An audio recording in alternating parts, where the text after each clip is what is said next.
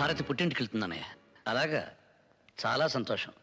పెళ్ళైన తర్వాత నువ్వు కూడా వాళ్ళ ఇంటికి ఎప్పుడూ వెళ్ళలేదు కదా, వెళ్ళి సరదాగా 4 రోజులు గడిపిరండి. నేను వెళ్ళడం లేదన్నయ్య. అదేంట్రా, అమ్మాయిని ఒంటరిగా ఎలా పంపిస్తావు? ఇక్కడ పనులు ఎప్పుడూ ఉండేవిగా, ఇద్దరు వెళ్ళండి. అది కాదన్నయ్య, తనకి తిరిగి వచ్చే ఉద్దేశం ఉంటే వెళ్ళి వదిలి రావచ్చు, కానీ తను ఇంకెక్కడికి రానంటుంది. రాజా, అర్థం లేకుండా ఏమిట్రా మాటలు? పెళ్ళి 4 నెలలు కూడా కాలేదు, భార్యను పుట్టింటికి పంపించేస్తావా?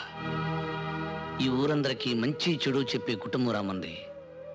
ఈ విషయం 10 మందికి తెలిస్తే ఏమనుకుంటారో ఆలోచించావా? మీకు మాటా వస్తే 4 గోళ్ల మధ్య మీలో మీరు సర్దుకుపోవాలి, కానీ అది మా దాకా రాకూడదు.